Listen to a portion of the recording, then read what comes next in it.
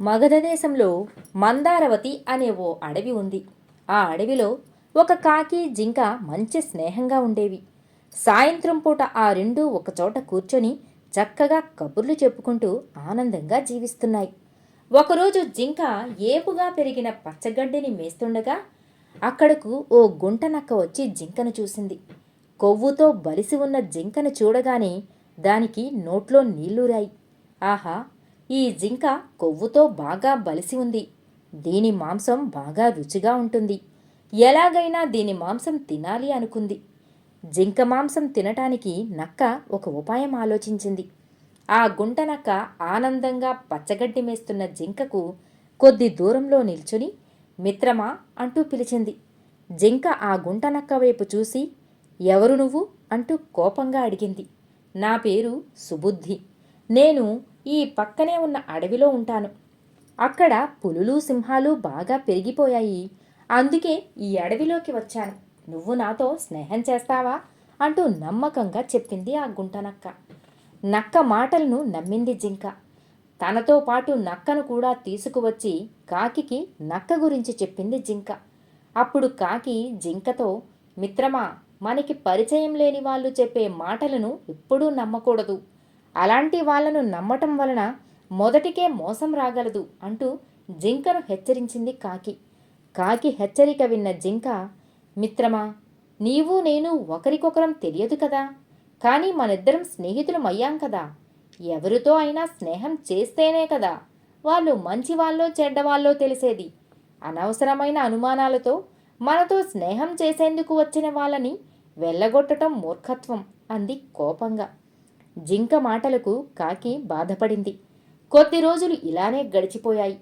నక్క రాకతో జింక అంతకు ముందులా కాకితో కాక ఎక్కువ సమయం నక్కతోనే గడపసాగింది. కాకి మాత్రం జింకకు నక్క వలన ఏ ఆపద వస్తుందో అని ఓ కంట గమనించసాగింది.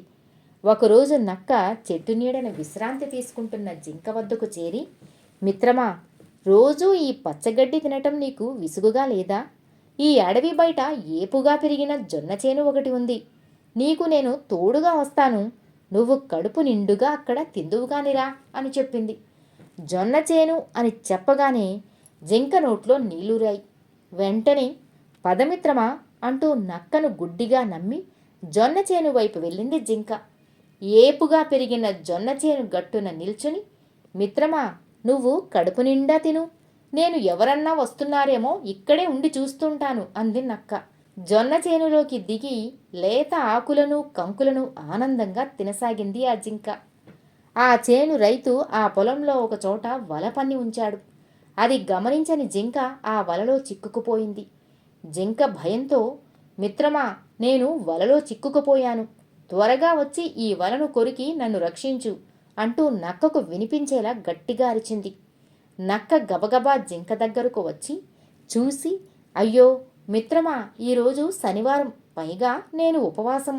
ఈ వల నరాలతో చేసినది. అందువల్ల ఈ వలను ఇప్పుడు నేను ముట్టుకోలేను. నన్ను క్షమించు అని జొన్న చేను పక్కనున్న పొదలో దాక్కుని ఆ చేను రైతు ఎప్పుడొచ్చి జింకను చంపుతాడా అని ఎదురు చూడసాగింది ఆ గుంటనక్క. మధ్యాహ్నమనగా నక్కతో వెళ్ళిన జింక సాయంత్రం అవుతున్నా తిరిగి రాకపోవటంతో నక్క జింకకు ఏదో ఆపదను కలిగించే ఉంటుందని అనుమానం వచ్చింది కాకికి. వెంటనే జింకను వెతుకుతూ బయలుదేరింది కాకి. జొన్న చేనులో వలలో చిక్కుకున్న జింక కనిపించింది కాకికి. రివ్వుమంటూ జింక ముందు వాలింది. కాకిని చూస్తూనే జింక కళ్ళు ఆనందంతో మెరిశాయి. మిత్రమా, ఏమిటిది అని అడిగింది కాకి జింకను. జరిగినదంతా జింక కాకికి చెప్పింది. అది విన్న కాకి, అందుకే మిత్రమా, కొత్తవారిని అంత త్వరగా నమ్మరాదు. ఇప్పటికైనా అర్థమైందా? ఇదంతా ఆ నక్క కుట్ర. రైతు వచ్చి నిన్ను చంపేస్తే ఆ నక్క చక్కగా నీ మాంసం తినవచ్చని నిన్ను ఇలా మోసం చేసింది అని చెప్పింది కాకి జింకతో. అవును మిత్రమా, నీ మాట నిజమే అంది జింక. దూరంగా భుజం మీద కర్రతో రైతు వస్తూ కనిపించాడు వాటికి.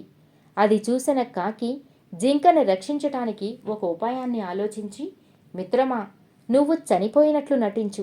నేను నీ కంటిని పొడుస్తున్నట్లు నటిస్తాను. అప్పుడు ఆ రైతు వచ్చి నువ్వు చనిపోయావనుకొని వలను తప్పిస్తాడు. వలను పూర్తిగా తీసేశాక నేను కావు కావుమంటూ రెండుసార్లు అరుస్తాను, వెంటనే నువ్వు ఇక్కడి నుంచి పారిపో అంటూ చెప్పింది కాకి జింకతో. జింక కాకి చెప్పినట్లే ఊపిరి బిగబట్టి చనిపోయినట్లు పడుకుంది. రైతు వచ్చి ఆ జింకను చూసి చనిపోయింది అనుకుని వలను తీసేశాడు. వెంటనే కాకి అరిచింది. జింక రివ్వుమంటూ అడవిలోకి పరిగెత్తింది. అది చూసిన రైతు ఆ జింక తనని మోసం చేసిందని చేతిలో ఉన్న కర్రను విసిరాడు. అది గురితప్పి జింకకు బదులుగా పొదలోనే అక్కడే దాక్కున్న నక్క తలమీద బలంగా తగిలింది. దెబ్బకి నక్క తల పగిలి చచ్చిపోయింది. చూశారా, మంచివారికి కీడు చెయ్యాలనుకుంటే మనమే నాశనం అవుతామన్నది ఈ కథలోని నీతి. కష్ట సమయంలో మనల్ని ఆదరించిన వారు, ఆకలితో ఉన్నప్పుడు అన్నం పెట్టిన వాళ్ళు మనకి దైవంతో సమానమని మన పెద్దలు చెబుతారు. కథ సమాప్తం.